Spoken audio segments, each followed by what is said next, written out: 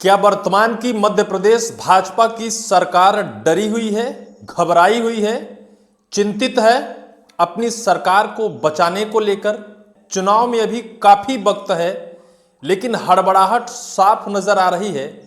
हालांकि ऐसा आज तक कभी हुआ नहीं भाजपा के शासन में, लेकिन आज पहली बार मध्य प्रदेश भाजपा की सरकार के चेहरे पर शिकस्त है। कल मध्य प्रदेश बीजेपी के प्रदेश अध्यक्ष हेमंत खंडेलवाल का एक ऐसा बयान आया जिस बयान से साफ हुआ कि क्या एमपी की सरकार इस वक्त बेहद घबराहट में है। चिंता इस कदर है कि उसे संजोने में या फिर उसे एडजस्ट करने में लगी है।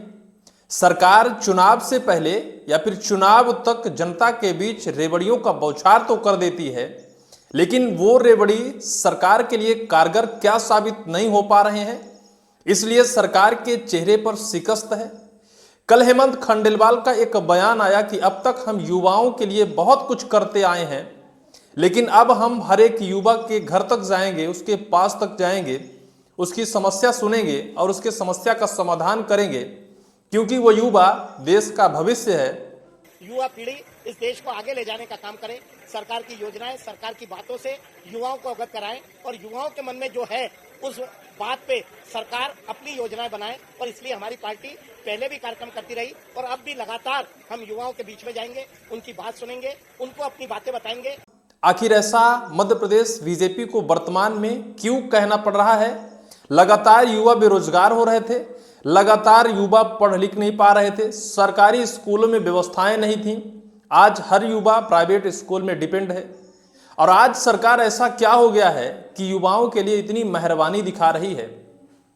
और युवाओं ने आखिर ऐसा क्या नाक में दम सरकार के कर रखा है कि वर्तमान में ऐसा बयान देना पड़ रहा है और सरकार कह रही है कि हम युवाओं के लिए अब बहुत कुछ करने वाले हैं। लेकिन उससे पहले मध्य प्रदेश के युवा नहीं और छोटे बच्चे, आप समझ लीजिए कि कक्षा 8वीं और 10वीं के बच्चों ने इस वक्त सड़कों पर उतरकर सरकार के खिलाफ नारेबाजी करना शुरू कर दिया है।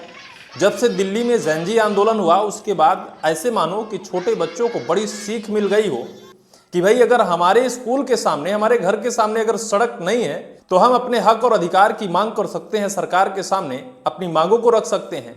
और इस वक्त वही हालात है कि पूरा मध्य प्रदेश जैसे छात्रों के आंदोलन से सुलग रहा हो और सरकार उस सुलगते मध्य प्रदेश को देखकर अपने भविष्य को वहीं समेटता देख रही है कि भाई अगर इसे सही वक्त पर संभाला नहीं गया तो फिर आने वाला वक्त हो सकता है कि सरकार सत्ता में ना रहे।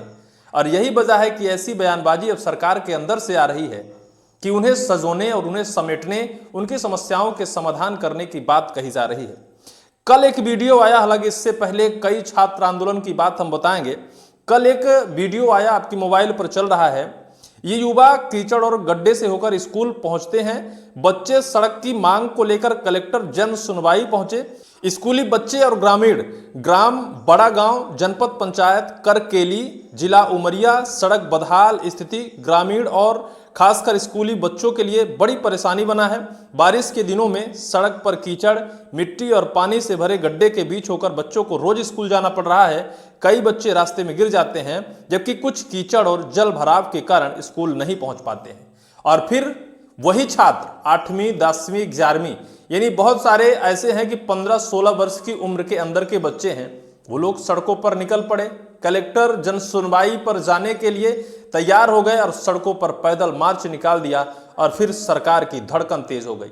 सिर्फ यही नहीं है, इससे पहले कितने ऐसे छात्रों ने महज 15 दिन के अंदर लगातार आंदोलन की चेतावनी दी है और सरकार के पास जाकर धरना दिया है। नंबर 1 भोपाल रीजनल स्कूल के छात्र सड़क पर उतर गए थे। 18 अगस्त को भोपाल रीजनल स्कूल के 300 से 400 स्कूली छात्र केंद्रीय विद्यालय संगठन में मर्ज किए जाने के प्रस्ताव के विरोध में सड़कों में उतरे थे। नंबर 2 पर है धार में आधी रात हॉस्टल से निकली थी 35 छात्राएं। उनका कहना था कि छात्रावास में व्यवस्थाएं नहीं है और इसके लिए फिर वो कलेक्टर साहब से मिलने की जिद पर अड़ गई। छतरपुर में मंत्री के काफिले को छोटे छोटे बच्चों ने रोक दिया था। 14 अगस्त को स्कूली बच्चों ने राज्य मंत्री दिलीप अहिरवार का काफिला रोक दिया। मंत्री का काफिला बसराही गांव से गुजर रहा था क्योंकि वहां भी सड़कें नहीं थी, अव्यवस्थाएं थी। चौथे नंबर पर है उज्जैन में 300 से ज्यादा छात्राओं ने घेरा कलेक्ट्रेट परिसर। क्योंकि इनके स्कूल को मर्ज कर 10 से 12 किलोमीटर दूर कहीं बनाया जा रहा था। इसके विरोध में छात्राएं सड़क पर उतरी। 5वें नंबर पर है, कीचड़ भरे रास्ते पर चक्का जाम कर दिया था। 17 अगस्त को सागर जिले के खुरई तहसील में निवारी गांव के स्कूली बच्चों पक्का रास्ता नहीं होने से परेशान छात्र छात्राओं ने चक्का जाम कर दिया था। इसके आगे 6वें नंबर पर है, विदिशा में छात्राओं ने बस रोक दी थी क्योंकि लगातार किराए की बढ़ोतरी हो रही थी स्कूली बच्चों से। और इसी तरह लगातार हर दिन पूरे मध्य प्रदेश के कोने कोने से बच्चे सड़क पर निकलकर आरएमपी की मोहन सरकार के नाक में दम कर रखा है। और यही वजह है कि सरकार इस वक्त बैकफुट में नजर आ रही है। मध्य प्रदेश के स्कूल शिक्षा मंत्री राव उदय प्रताप सिंह के लिए भी बुरी खबर है, क्योंकि उनके इस्तीफे की अब मांग हो गई है। उनके जिम्मे पर मध्य प्रदेश स्कूल शिक्षा विभाग है, लेकिन स्कूल के ही छात्र सड़क पर निकलकर अव्यवस्थाओं का गुड़ गा रहे हैं।